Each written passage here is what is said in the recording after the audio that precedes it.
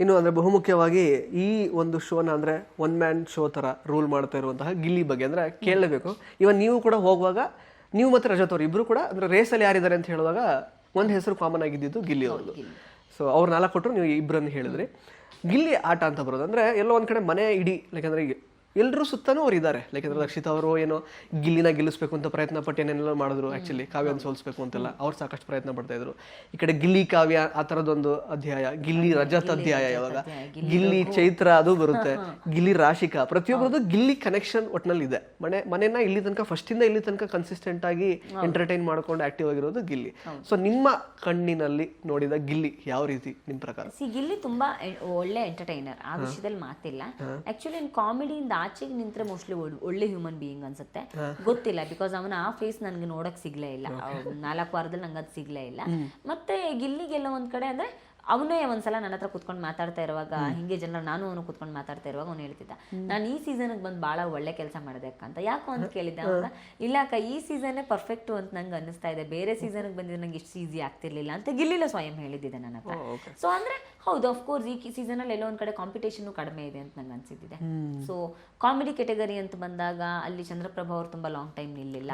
So ಅದು ಗಿಲ್ಲಿಗೆ plus ಆಗಿರೋ ಸಾಧ್ಯತೆ ಇದೆ. ಅಂಡ್ ಗಿಲ್ಲಿಯ ಸ್ಪಾಂಟೇನಿಯಸ್ ಏನು ಅವ್ನು ಮಾತಾಡೋ ರೀತಿ ಅದು ಅವ್ನಿಗೆ ತುಂಬಾ ಪ್ಲಸ್ ಆಗಿದೆ. ಸೊ ಎಲ್ಲೋ ಒಂದ್ ಕಡೆ ಅವನ್ನ ವಿರೋಧ ಮಾಡೋರು ಒಬ್ರೋ ಇಬ್ರು ಮಾತ್ರ ಇರೋದು. ಸೊ ಅವನಿಗೆ ಮೋಸ್ಟ್ಲಿ 11th ಸೀಸನ್ ಅಲ್ಲಿ ಗಿಲ್ಲಿ ಬಂದಿದ್ರು ಇಡೀ ಮನೆ ವಿರೋಧ ಆಗಿರ್ತಿತ್ತು. Just imagine, as a viewer ನೀವು ಇಮ್ಯಾಜಿನ್ ಮಾಡಿ, 11th ಸೀಸನ್ ಅಲ್ಲಿ ಗಿಲ್ಲಿ ಇದ್ದಿದ್ರು ಇಷ್ಟು ಈಸಿಯಾಗಿ ರೂಲ್ ಮಾಡೋದಕ್ಕೆ ಬಿಡ್ತಿದ್ರ ಅಂತ ಕೇಳಿದ್ರೆ ಬಹುಶಃ ಖಂಡಿತ ಇಲ್ಲ.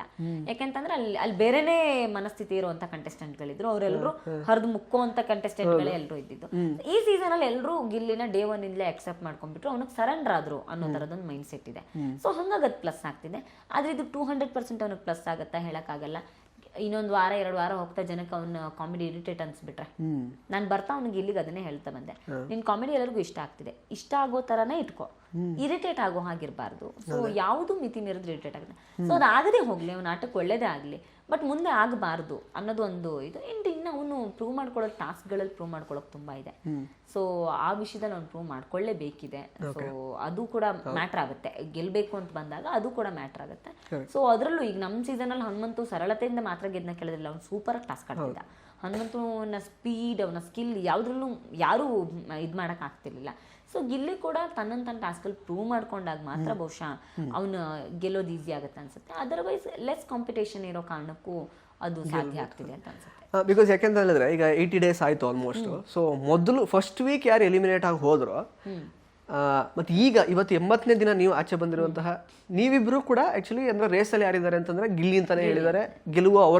ಗೆಲುವು ಮೋಸ್ಟ್ಲಿ ಅವ್ರಿಗೆ ಬರುತ್ತೆ ಅನ್ನೋ ಥರನೇ ಮಾತಾಡಿದ್ದಾರೆ. ಸೊ 80 days ಕನ್ಸಿಸ್ಟೆಂಟಿ ಮಿಸ್ ಆಗದಿರೋದು ಇನ್ನು ಉಳಿದಿರುವ ದಿನಗಳಲ್ಲಿ ಮಿಸ್ ಆಗಬಹುದು ಅಂತ ಅನ್ಸುತ್ತೆ ನಿಮಗೆ? ಬಿಗ್ ಬಾಸ್ ಮನೆ ಆಟನೇ ಅದು, ಆ ಗೇಮ್ನ ಬ್ಯೂಟಿನೇ ಅದು. 1 hour ಸಾಕು ನಿಮಗೆ.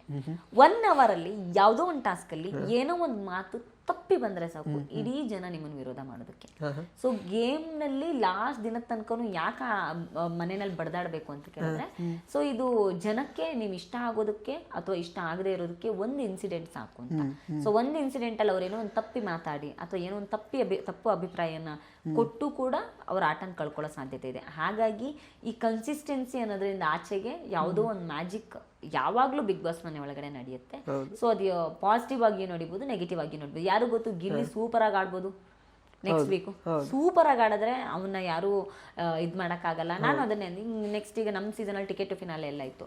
ಸೊ ಈ ಸೀಸನ್ ಅಲ್ಲೂ ಅದೆಲ್ಲ ಬಂತು ಅಂತ ಆದ್ರೆ ಅವನ ಅದ್ರಲ್ಲಿ ಪ್ರೂವ್ ಮಾಡ್ಕೊಂಡು ಅವನೇನಾದ್ರು ಅದ್ರಲ್ಲಿ ಗೆದ್ರೆ ಸೊ ಅವನ ಯಾರು ಹಿಡಿಯೋರಿರಲ್ಲ. ಅಥವಾ ಅಲ್ಲಿ ಅವ್ನು ಪ್ರೂವ್ ಮಾಡ್ಕೊಳಕ್ಕಾಗದೆ ಅಟ್ಟರಲ್ಲಿ ಹೋದ್ರೆ ಆಗ್ಲೂ ಅವ್ನು ಆಟಕ್ಕೆ ಹೊಡ್ತಾ ಬೀಳ್ಬೋದು. ಸೊ 2 ಸಾಧ್ಯತೆಗಳಿದೆ.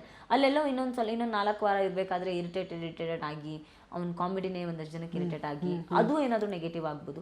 ಸೊ 2ನ್ನೂ ಹೇಳಕ್ಕಾಗಲ್ಲ. ಬಟ್ ನಾನು ಅನ್ಕೋತೀನಿ ಅವ್ನು ಇದೇ ತರದ ಕಾಮಿಡಿ ಎಂಟರ್ಟೈನ್ಮೆಂಟ್ ನ ಕ್ಯಾರಿ ಮಾಡಿ ಟಾಸ್ಕ್ ಅಲ್ಲೂ ಒಂಚೂರು ಇದ್ ಮಾಡಿದ್ರೆ ಚೆನ್ನಾಗ್ ಆಡಿದ್ರೆ ಅವ್ನಿಗೆ ಬರ್ತಾ. ನಾನು ಅದನ್ನ ಹೇಳಿದ್, ಚೆನ್ನಾಗಿ ಟಾಸ್ಕ್ ಆಡು, ನೀನ್ ಮನೆ ಕೆಲಸ ಮಾಡು ಅಂತ ನಾನು ಹೇಳಲ್ಲ, ಅದ್ರ ಅವಶ್ಯಕತೆ ಇಲ್ಲ. ಬಟ್ ಟಾಸ್ಕ್ ಚೆನ್ನಾಗಿ ಆಡು, ಯಾಕಂದ್ರೆ ನಿಂಗೆ ಇರೋದು ಅದು ಒಂದೇ ಕಂಪ್ಲೇಂಟ್, ಅದ್ರಲ್ಲಿ ನೀನ್ ಪ್ರೂವ್ ಮಾಡ್ಕೊಂಡ್ರೆ ಸೂಪರ್ ಆಗಿ ಆಡ್ತಿ ಅಂತ.